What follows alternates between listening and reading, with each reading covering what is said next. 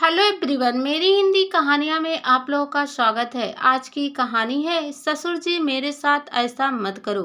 बहू रुको तो जरा।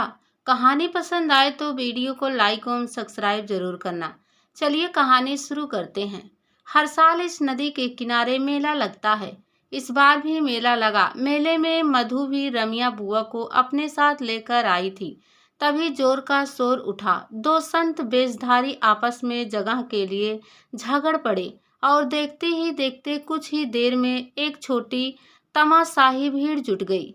जो संत वेशधारी अभी अभी लोगों की श्रद्धा का पात्र बने प्रवचन दे रहे थे, उनका इस तरह झगड़ पड़ना मनोरंजन की बात बन गया। मधु बहुत देख चुकी थी ऐसे नाटक। क्या पुजारी, क्या मुल्ला, सभी अपना मतलब साधते हैं और दूसरों को आपस में लड़ाने की कोशिश करते हैं। सब दुकानदारी करते हैं, डरा कर लोगों की अंटी ढीली कराते हैं। मधु के पति किसना पिछले कई महीनों तक बीमार रहे थे। डॉक्टर ने उन्हें टीबी की बीमारी बताई थी। कितना इलाज कराया, कितनी सेवा की उनकी। तन मन धन से अपने सारे जेवर, यहाँ तक कि सुहाग की निशानियां भी बेच दी। जिसने जो जो बताया वह सब करती चली गई और आखिर में उनके किसना बिल्कुल ठीक हो गए। बल्कि अब तो वह पहले से भी कहीं ज़्यादा सेहतमंद है। लोग कहते नहीं थकते कि मधु अपने पति किसना को मौत के मुंह से वापस खींच कर ले आई है। इस बात से उनकी इज्जत बढ़ी है। मधु को घर लौटने की जल्दी हो रही थी, पर रमिया बुआ का मन अभी भरा नहीं था। अब चलो भी बुआ, बहुत देर हो गई है। बुआ को मनाते समझाते उन्हें अपने साथ लेकर मधु अपने घर की ओर लौट चली। झोपड़ी की ओर मधु आगे बढ़ी कि उनके इंतजार में आंखें बिछाए सन्नो मन्नो भागकर आती दिखी। मधु ने प्यार से उनके लिए लाई चूड़ी माला दोनों को पहना दी।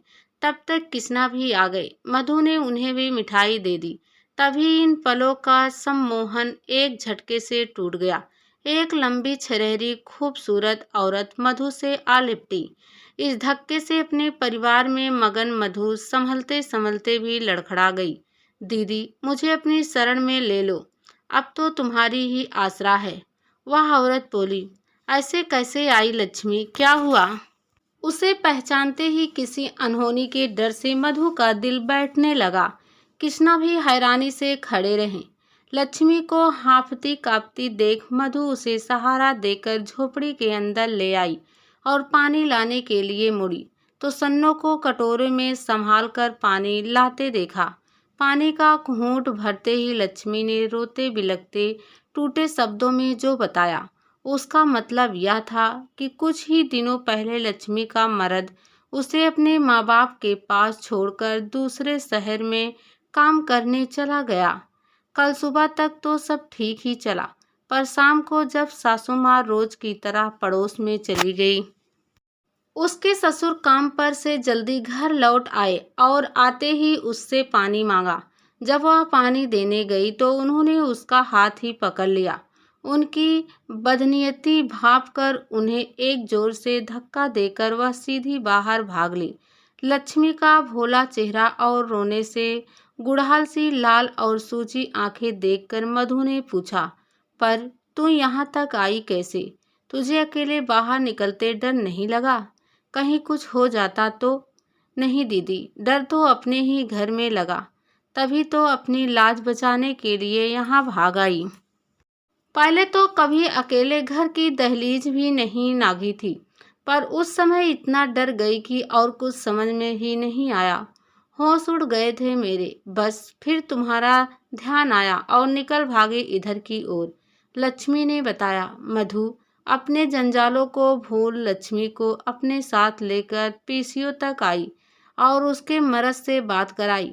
मर्द से बात हो जाने पर लक्ष्मी ने किलकती आवाज में उन्हें बताया कि उसके मर्द ने कहा है कि अभी वह दीदी के पास ही रहे। झोपड़ी पर पहुंचकर मधु ने फौरन चाय का पानी चढ़ा दिया। कृष्णा दुकान से डबल रोटी ले आए। मासूम बच्चियां बहुत भूखी थी। मधु अपने हिस्से का भी उन्हें खिलाकर कृष्णा को जरूरी हिदायतें देकर लक्ष्मी को साथ लेकर अपने काम पर चल दी। रचना मेम साहब के यहाँ आज किट्टी पार्टी है। उन्होंने काफ़ी मेहमान बुला रखे हैं।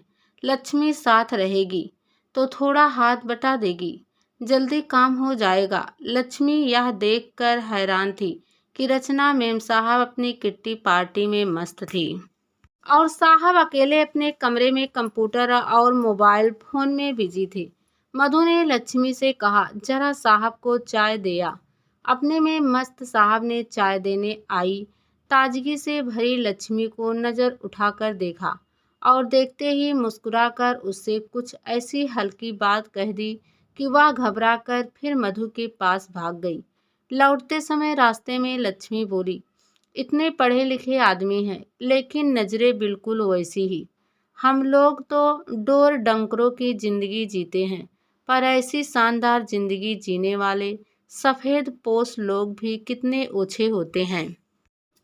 लक्ष्मी की इस बात पर मधु चुप थी। लक्ष्मी ने फिर पूछा, दीदी क्या सभी बड़े आदमी ऐसे होते हैं? नहीं, सब ऐसे नहीं होते। अच्छे बुरे ओछे आदमी तो कभी भी कहीं भी हो सकते हैं, मधु ने कहा। फिर कुछ याद कर वह कहने लगी, जानती हो कुछ समय पहले यहाँ से थोड़ी दूर पर एक साहब व मेम साहब रहते थे और साथ में उनका एक छोटा सा खूबसूरत बच्चा था। दोनों ही एक दूसरे से बड़ा प्यार करते थे। मैम साहब कभी झगड़ती भी थी तो साहब उन्हें प्यार से मना लेते थे। उन्होंने अपने ही घर में एक बड़े कमरे में कोई प्रयोगशाला बनाई थी, वहीं दोनों मिलकर कुछ किया करते। फिर एक दिन कहते कहते मधु का गला रुंध आया। मैम साहब प्रयोगशाला में कुछ कर रही थी। साहब बाहर चंदा मांगने वाले आए थे, उन्हें चंदा दे रहे थे। हम भी तभी काम करने पहुँचे कि अंदर से धमाके की आवाज़ आई और आग की लपेट। साहब बदहवास अंदर भागे।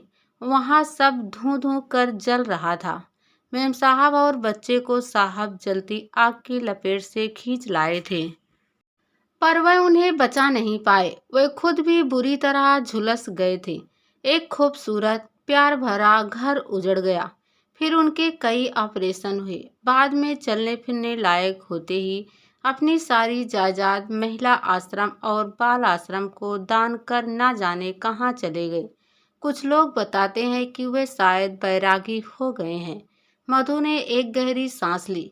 बातों में ना समय का पता चला और ना ही रास्ते का। झोपड़ी आ गई थी। मधु ने झोपड़ी के अंदर ही सन्नो मन्नो के साथ लक्ष्मी के भी सोने का इंतजाम कर दिया। वह और किसना बाहर खुले में सो जाएंगे। अचानक ही किसी ने मधु को झकझोर कर उठा दिया। थर थर कांपती लक्ष्मी उनके कान में फुसफुसा रही थी, अंदर कोई नर पिचास है दीदी। मधु झटके से उठी, ढिबरी जलाकर पूरी झोपड़ी में देखने लगी। कनस्तर और संदूक के पीछे भी देखा, कहीं कोई नहीं था। तुझे वहम हुआ होगा, कौन आएगा यहाँ? चिढ़कर मधु ने झिड़क दिया लक्ष्मी को। फिर वह रसोई की तरफ बढ़ी थी कि वहाँ उकड़ू बैठे मुंह छिपाए अपने पति को देख झट से ढिबरी बुझाई और बोली, यहाँ तो कोई नहीं, चल तू आराम से सो जा, मैं दरवाजे पर बैठी हूँ। अंधेरे में मधु ने अपने पति किसना को बाहर निकल जाने दिया। फिर वह भरभरा कर दरवाजे पर ही ढा गई। दोस्तों, जिसके घर में लक्ष्मी ने अपने इज्जत की भीख मांगने के लिए आई थी, उसी के घर में ही ऐसे लोग होंगे कि उसके इज्जत पर हाथ डालेंगे। क्या वह जानती थी? अगर मधु ने नहीं बचाया होता तो मधु का ही पति लक्ष्मी के इज्जत पर हाथ डाल दिया होता। दोस्तों, आज के ज़माने में किसी के ऊपर विश्वास नहीं किया जा सकता।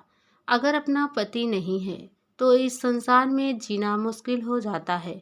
ठीक उसी प्रकार लक्ष्मी के साथ भी हो रहा था।